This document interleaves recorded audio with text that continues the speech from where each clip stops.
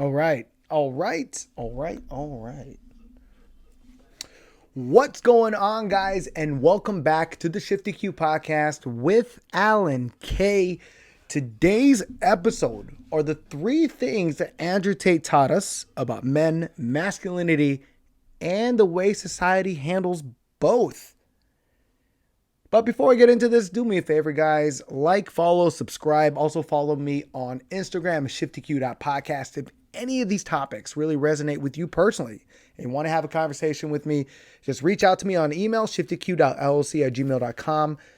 And also you can follow me on, again, Instagram, ShiftEQ.Podcast. To be honest with you, DMing me is probably the best way you're going to get a hold of me to respond. Now, if you have been on social media in any of the last few months, odds are you have probably seen Andrew Tate. He is this 6'3" kickboxing champion, millionaire that speaks regularly about men's health, the emasculation of men, the status of women as they're being promoted to be in lieu of the emasculation of men.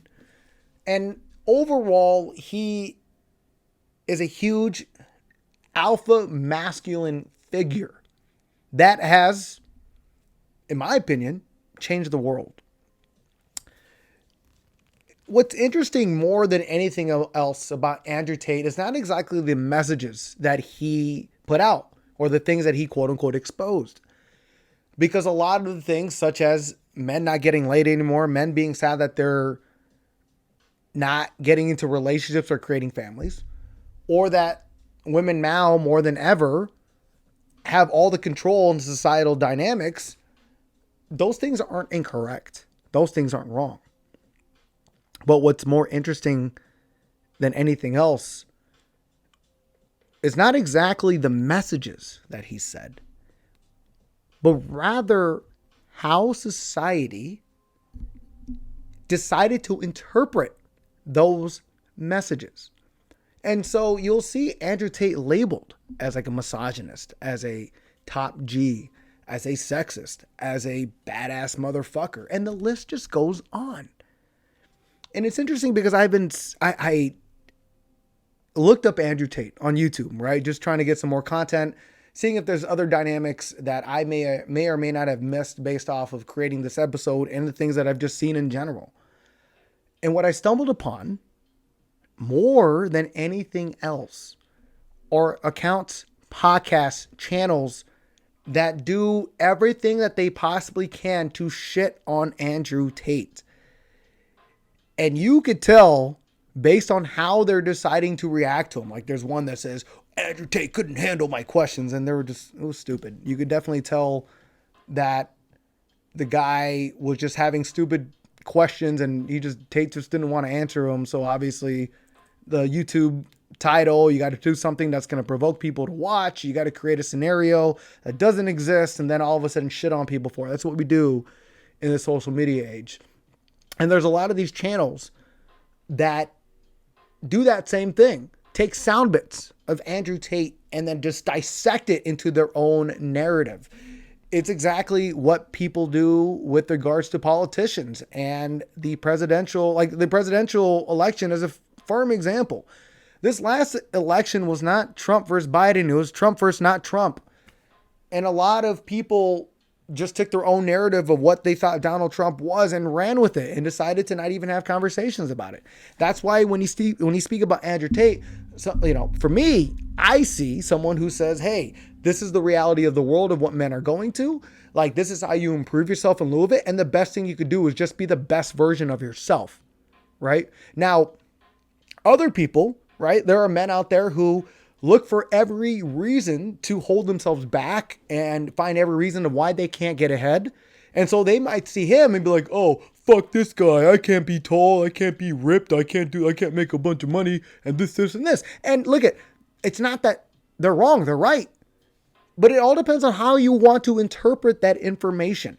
And I'll tell you, in my experience, anytime something provokes an emotion, there is a resemblance of truth, right? So, for example, I now compete I compete in bodybuilding competitions, physique competitions specifically, but pretty much getting up there half naked and stretching and posing and being a pretty boy in front of other people. If you were to call me obese or if you were to call me fat, I'd laugh. It does not apply, right? It's the same thing as being called a racist remark, but it's not of like, someone said something black and that was racist or Mexican that was racist to me. Cool, man. It doesn't apply, But when people are provoked to respond or react, there's something in that message that was absolutely true. Why else would it stir an emotion? But now we're in a society where we have made it the other person's responsibility for our emotions to be provoked. And instead of talking or responding or working through why we may or not get upset, or why we may or may not feel oppressed, or we may or may not feel offended, instead of speaking about these things and working on not allowing anyone else to have control of our emotions, we are now in a society that is enabling your emotions to supersede the truth and supersede any kind of a logical response. And in order for us to be humane now, it's like, well, what are you offended by? How do you feel? Oh yeah, you being sad supersedes these other people actually getting hurt. Like regularly, I saw him speak about why men are depressed. Why, men kill themselves off more often than men, 4 times as much. And you'll see the women in there and you'll see other women respond just completely ignoring that.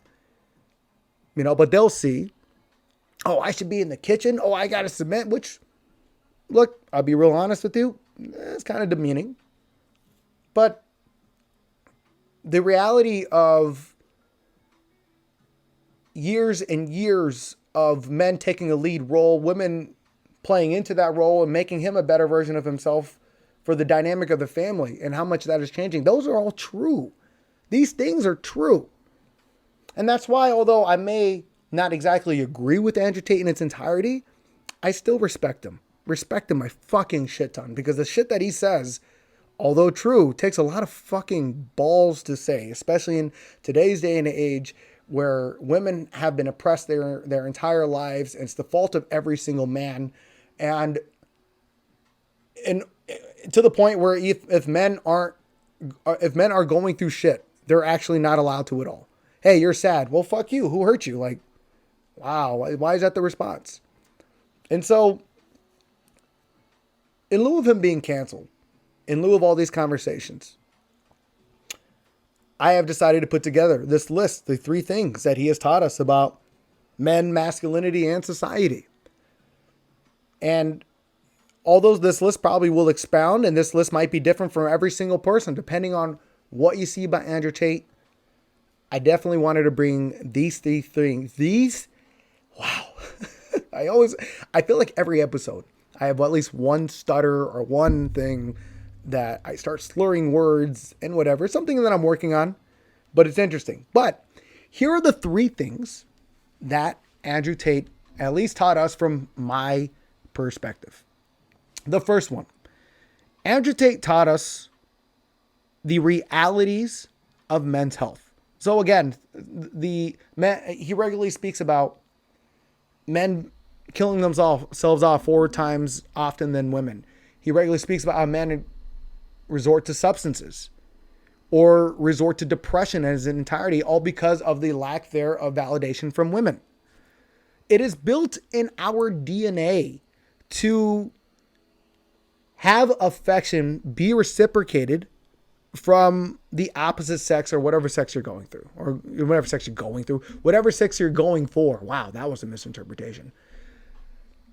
And in lieu of him speaking about these things, he talks about how men are not getting laid as much. I think I've said it before, but men are literally having sex 3 times as less as they were 10 years ago. On top of the fact that society is going away from actually creating nuclear families or creating family dynamics.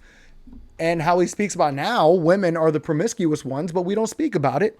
And because of all of that, it's actually leading men to be depressed. Because in today's day and age, especially in the westernized world, the only kind of men that are perceived to have value, it seems like, are the ones that are just have a whole bunch of money, have a whole bunch of status, a whole bunch of everything else that might be superficial. And if you're to look on social media, it just seems like that's what women want. And that can make a man feel depressed. In lieu of that, he speaks regularly about how men are not finding their purpose. They're not on there. And that's how it's making him depressed. And when I'm thinking about all these things and working with the people that I have, as well as the conversations that I have with just a lot of generic people, that is a real issue. Not only with regards to the women, right? Which I feel like is a pretty obvious thing. But when it comes to like your purpose, your career, making finances and making something of yourself, it can be difficult. It can be challenging. And for some people, it's damn near impossible. And that could put you in two different categories, the aspirational or the depressed.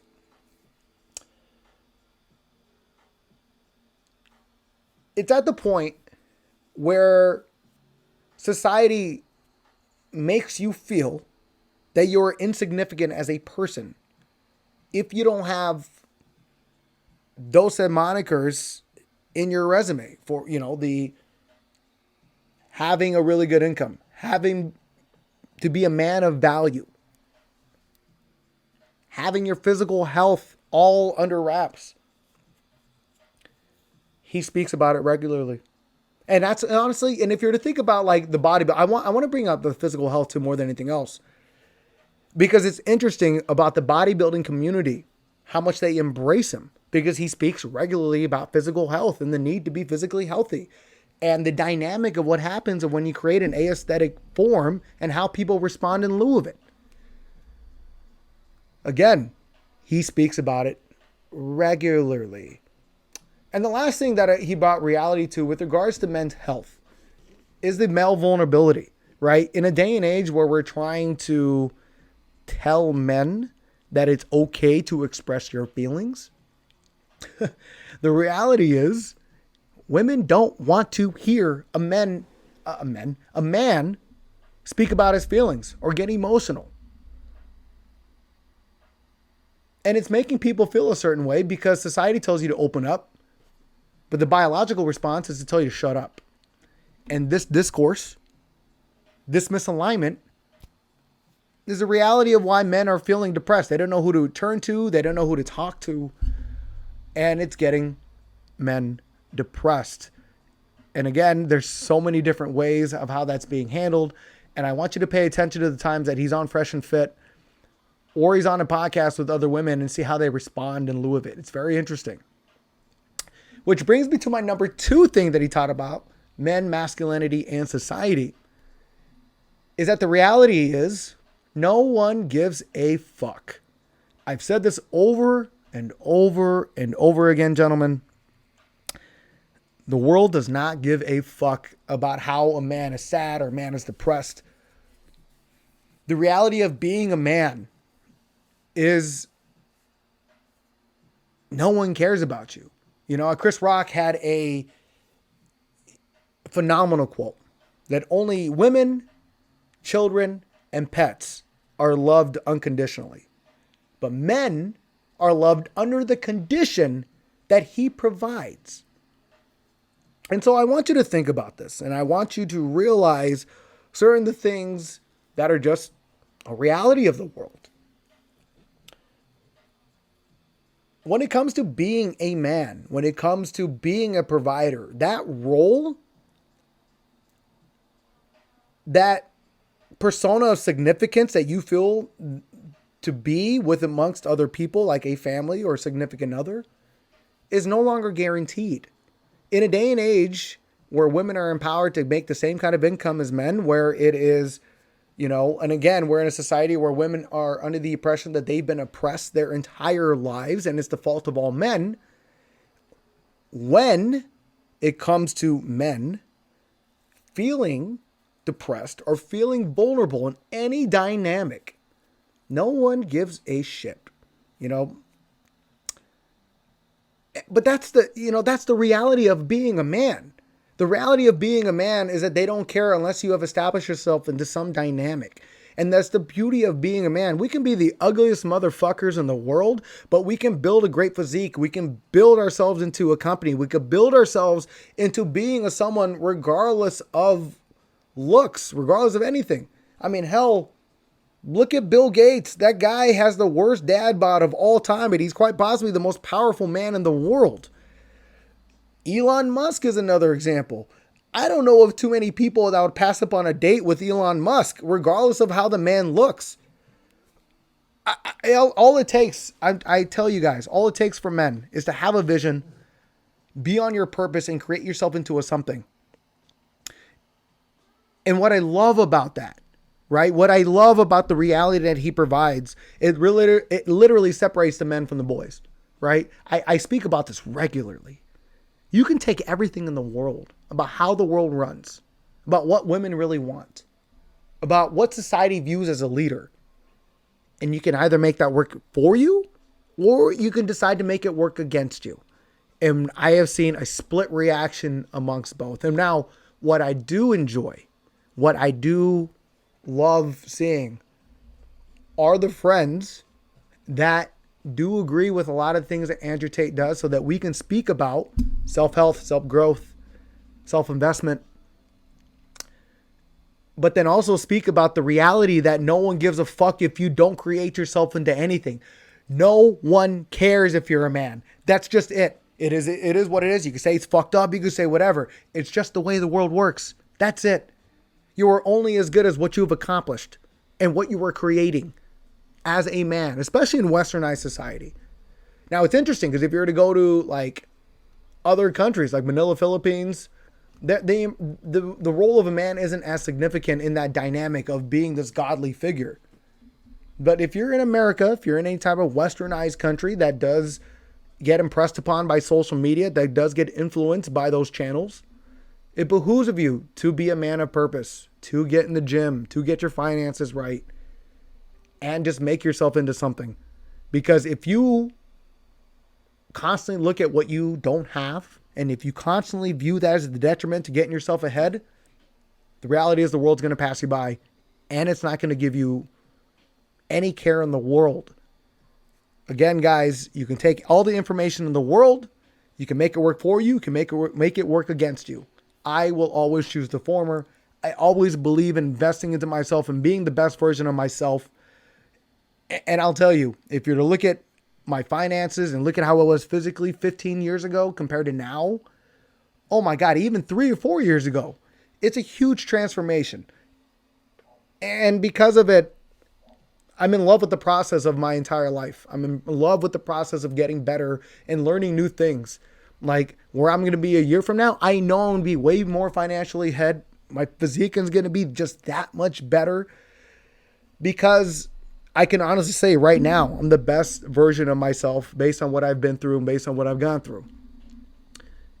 It's getting to a point where you're like, hey, if I want to actually create myself into something more that is marketable in the sexual marketplace, if I want to make myself more marketable in other areas of my life, these are the steps I have to take.